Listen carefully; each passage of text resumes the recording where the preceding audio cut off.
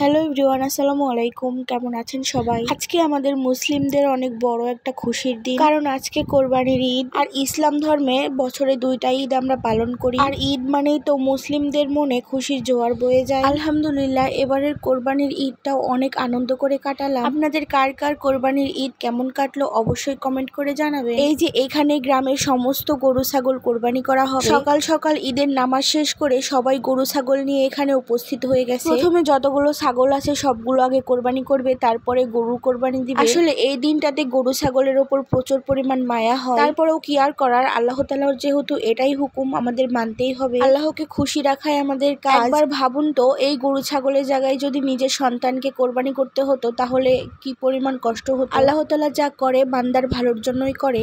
এই যে এটাই আমাদের কোরবানির গরু। দেখতে দেখতে গরু কোরবানি দেওয়াও শেষ। যে যার মতো করে বিভিন্ন কাজে ব্যস্ত আছে সবাই। আসলে গ্রামের মানুষ সব কাজে পারদর্শী। গ্রামের মানুষ নিজের কাজ নিজে করতে বেশি পছন্দ করে। দেখুন দেখতে দেখতে কিভাবে গরুর কাজ শেষ হয়ে গেল। শহরের কোরবানিতে কসাই ডেকে এনে সবাই গরুর কাজ করে নেয়, কিন্তু গ্রামের মানুষ নিজের হাতেই গরুর কাজ করে। তবে কাজ যেভাবে করা হোক না কেন, মন থেকে কোরবানি করলে আল্লাহ তাআলা সেই কোরবানি ঠিকই কবুল করবে। মহান আল্লাহর কাছে আমাদের একটাই দোয়া থাকবে, পৃথিবীর যে যেখান থেকে কোরবানি করুক না কেন, আল্লাহ যেন আমাদের সবার কোরবানিটাই কবুল করে নেয়। দেখতেই পাচ্ছেন আপনাদের ভাইয়া তো খুবই ব্যস্ত, সারাদিন গরুর কাজ নিয়ে ব্যস্ত। কোরবানির দিনে ছেলেদের এই সকাল থেকে দুপুর পর্যন্ত প্রচুর পরিমাণ কাজ করতে হয়। এবার বিকাল থেকে শুরু হবে মেয়েদের কাজ। সকালে ছিলাম এইভাবে, বাসায় মাংস আনার পর শুরু হয়ে গেছে আমাদের কোরবানির মাংস সবাইকে দেওয়ার পর এই যে এতটুকু নিয়েছি আমি রান্না করার জন্য। আশেপাশে পাড়া প্রতিবেশীদের কিছুটা দিয়েছি, কিছুটা আত্মীয় স্বজনকে দিয়েছি, আর কিছুটা ফ্রিজে রেখেছি, কারণ আরো আত্মীয় স্বজন আছে তাদেরকে দিতে হবে। যেগুলো ফ্রিজে রেখেছি সেগুলো আর আত্মীয় স্বজনকে দিব না, বাসায় দাওয়াত দিয়ে খাওয়াবো। ঈদের দিন সবাই ব্যস্ত থাকে, দাওয়াত দিলে ওইভাবে আসতে পারবে না।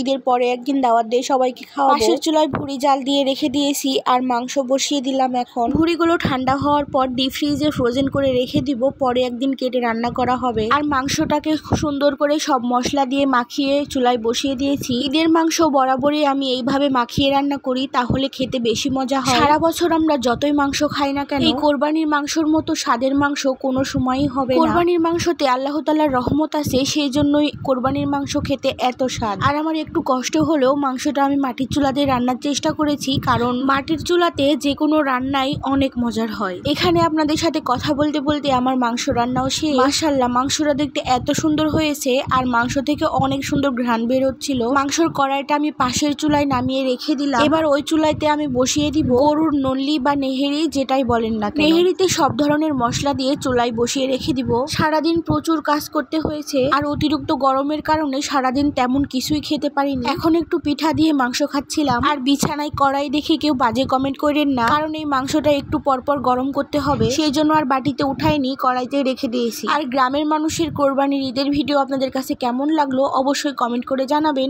আজকের মতো ভিডিওটি এখানেই শেষ করছি। খোদা হাফেজ সবাইকে।